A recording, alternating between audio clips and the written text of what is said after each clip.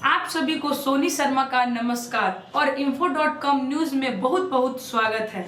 आजकल सभी विद्यालयों के नए सत्र में नामांकन का कार्य चल रहा है। इसी कड़ी में पटना के गायघाट स्थित राजकीय अंबेडकर 10+2 अनुसूचित जाति बालिका आवासीय विद्यालय परिसर में विभिन्न विद्यालयों में कक्षा 1 में नामांकन के लिए उम्मीदवारों के चुनाव की प्रक्रिया चल रही है।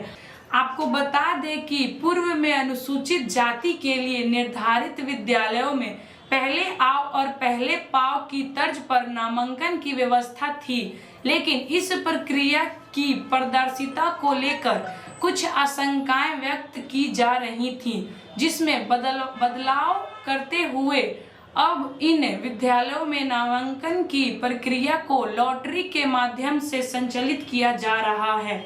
नामांकन प्रक्रिया में क्या क्या बदलाव किए गए हैं और अनुसूचित जाति के अंदर नामांकन में आरक्षण की क्या क्या व्यवस्थाएं हैं, इसे जानने के लिए हमारे रिपोर्टर ने विद्यालय में मौजूद जिला कल्याण पदाधिकारी पटना राणा रणधीर सिंह और परीक्षा केंद्र में मौजूद वहां के प्रिंसिपल डॉक्टर राजीव रंजन और अभिभावकों से बात की।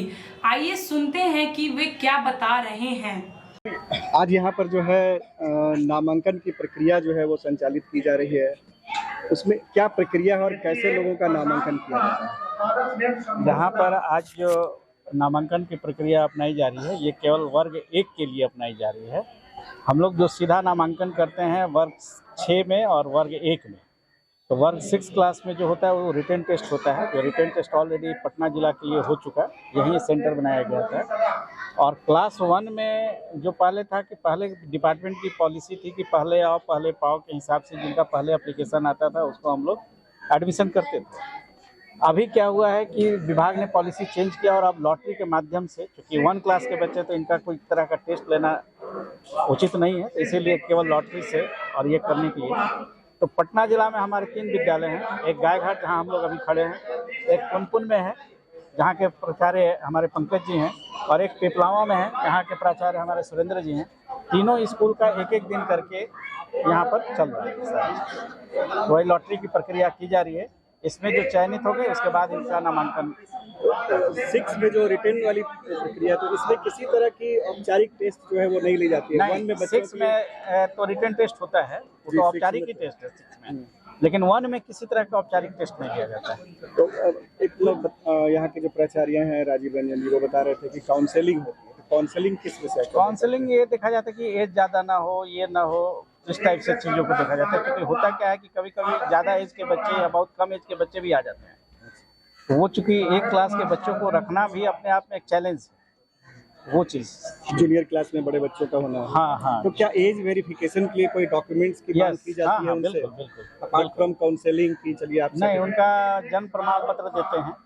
वो जन्म प्रमाण पत्र वैलिड डॉक्यूमेंट्स है जो हम लोग चेक करते हैं एडमिशन के समय उसको। तो ये आज लॉटरी की प्रक्रिया जो है वो हो रही है, उसके थ्रू नामांकन का जो है लिस्ट बनेगा। तो इसके बाद की प्रक्रिया क्या हो? अब इसके बाद इनका जो भी सारा इन्होंने डॉक्यूमेंट्स अप्लाई किया है उसको वेरीफाई करके एडमिशन हो जाएगा, नामांकन कर लिया जाएगा। डॉक्यूमेंट्स में क्या क्या ये लोग सबमिट करते हैं? डॉक्यूमेंट्स में जैसे एज का एक तो प्रूफ है ही, डेट ऑफ बर्थ तो है ही, हाँ, बर्थ सर्टिफिकेट है, आवासीय है, कास्ट सर्टिफिकेट हम लोग ये चीज़ चाहते हैं बिहार के होने चाहिए। बहुत बहुत धन्यवाद। धन्यवाद आपको भी। हमारे साथ राजकीय अंबेडकर 10+2 SC/ST बालिका विद्यालय के प्राचार्य श्री राजीव रंजन जी हैं। इनसे हम जानते हैं कि आज यहाँ पर जो है नामांकन की प्रक्रिया चल रही है क्लास 1 के लिए, उसको कैसे अपनाया जा रहा है? सर, मेरा नाम डॉक्टर राजीव रंजन है और मैं यहाँ पे प्राचार्य हूँ। राजकीय अंबेडकर 10+2 अनुसूचित जाति आवासीय विद्यालय गायघाट पटना आज राज्य का एक मॉडल विद्यालय है और सरकार के निर्देशानुसार जिला पदाधिकारी पटना के देखरेख में इसमें अल्पसंख्यक जिला कल्याण पदाधिकारी को यहाँ पे उनके निरीक्षण में वर्ग प्रथम में नामांकन के लिए पिपलावा विद्यालय के लिए अभी एक लॉटरी प्रक्रिया की जा रही है। उसके पहले यहाँ के जितने भी शिक्षक और काउंसलर हैं उनको हम लोगों ने कोशिश की है कि बच्चे का हम लोग एक काउंसलिंग कर लें। काउंसलिंग के बाद दूसरे स्टेज पे हम लोगों ने एक बिल्कुल ओपन प्लेटफॉर्म पे, जहाँ पे हमारे अभिभावक भी हैं, जहाँ हमारे बच्चे भी हैं और काउंसलर्स हैं और सारे एक्सपर्ट लगे हुए हैं और उनके साथ में हम लोग एक लॉटरी की प्रक्रिया की जा रही है। इसमें किसी तरह का कोई भी शंका सोचने की बात नहीं है, 100% ट्रांसपेरेंसी है। सरकार की सोच यही थी कि सभी लोग संतुष्ट हो। अगर 400 बच्चे हमारे आज यहाँ आवेदन किए हैं तो 400 बच्चे का हम लोग लॉटरी निकाले जा रहे हैं और एक छोटे से बच्चे के माध्यम से बारी बारी से चेंज करके हम लोग उनकी लॉटरी निकालते हैं। मतलब कि एक नंबर को डिजिट लेंगे, उसमें उसका मेधा क्रमांक करेंगे और फिर वही उसका मेरिट लिस्ट बनते चला जाएगा। तो ये सारी चीजें हैं। सर, ये लॉटरी की प्रक्रिया है, इसके पहले दूसरी प्रक्रिया थी और उसमें क्या खामियां थी? देखिए, इसके पहले एक प्रक्रिया थी, उसका नाम है पहले आओ पहले पाओ। पहले आओ पहले पाओ में कोई खामियां तो हमें नजर नहीं आई, लेकिन उसको और थोड़ा सा पारदर्शी बनाने के लिए सरकार ने ये पहल किया है कि अगर हम लोग इसको लॉटरी के माध्यम से करेंगे तो सभी लोग इकट्ठे होकर के, अभिभावक उसमें नहीं देख पा रहे थे, यहाँ अभिभावक के सामने लॉटरी हो रही थी। अब ये लकी ड्रॉ लॉटरी है जिसमें जिनका आना है वो आ जाएंगे और उसमें संतुष्ट होना होगा। जो क्राइटेरिया है 40% मुसर प्लस भैया जाति को और 25% जो है लोअर लिटरेसी वाले को, और जो शेष अन्य जातियां बच गई है 35% में, वो सारी जातियां इसमें आएगी। सभी एक बॉक्स में है रखे हुए और सभी को हम लोग लॉटरी के माध्यम से निकालने का काम करके उसको गार्जियन के सामने हम लोग उनको दिखा करके ये कर रहे हैं। और नामांकन की प्रक्रिया जो है वो कब तक समाप्त हो जाने की संभावना? नामांकन की प्रक्रिया 15 तक हमारा ये चलेगा और उसके बाद जो है 1 सप्ताह के अंदर में पूरी प्रक्रिया पूर्ण होकर के विद्यालय से होकर के जिला पे जाएंगे और जिला से लेकर के प्रमंडल स्तर पे जाएंगे और वहाँ से 1 सप्ताह के अंदर में रिजल्ट प्रकाशित होगा। ये जो बच्चे हैं ये आवासीय विद्यालय में ही रहेंगे या फिर घर से ये आवेदन? नहीं, ये इसका नियम है, सरकार का नियम है कि जितने भी बच्चे हमारे चयन होकर के आएंगे वो सारे बच्चे अंबेडकर आवासीय विद्यालय में रहेंगे। उनको रहने की सुविधा, खाने की सुविधा और सारी सुविधाओं से लैस किया गया है और सभी बच्चे गुणवत्तापूर्ण भोजन, गुणवत्तापूर्ण शिक्षा प्राप्त करके देश का बेहतर इंसान बनेंगे। यही लक्ष्य है सरकार की।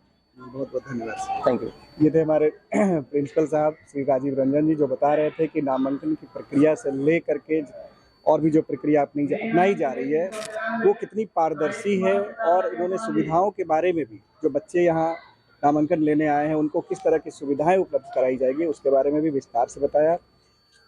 आशा करते हैं कि आगे जो है सभी प्रक्रिया जो है वो सुचारू रूप से चलेगी। info.com न्यूज़ देखने के लिए बहुत बहुत धन्यवाद। मुन्ना कुमार। कहाँ से आप आए हैं? विक्रम प्रखंड। और आपका बच्चा है, कितने साल का बच्चा है? बच्चा मेरा 6 साल 4 मंथ का है। तो आप क्या करते हैं? हम खेती करते हैं। खेती बाड़ी करते हैं। कितने बच्चे हैं आपके? 2 बच्चे हैं। ये पहला बच्चा या दूसरा है? दूसरा बच्चा। जिसका नामांकन कराने आए हैं? जी, दूसरा बच्चा। पहला बच्चा आपका कहाँ पढ़ रहा है? अभी वो पढ़ता है ब्रह्मत विद्यालय महसपुरा पढ़ता है। वो क्या सरकारी विद्यालय है, मतलब जो जनरल विद्यालय है वहाँ पर? जी। तो उसके नामांकन की आप प्रयास किए? किस क्लास में वो अभी 9th क्लास में है। अच्छा, 9th में, काफी बड़ा है। यहाँ क्या क्या प्रक्रिया आपको अपनाना पड़ा आवेदन करने के? आवेदन करने के लिए जन्म प्रमाण पत्र और जाति आवासीय और मेरा आय प्रमाण पत्र। अच्छा, आय प्रमाण पत्र भी मांगा जाता है? जी। कोई चार्ज भी, कोई शुल्क भी आपसे लिया जाता है?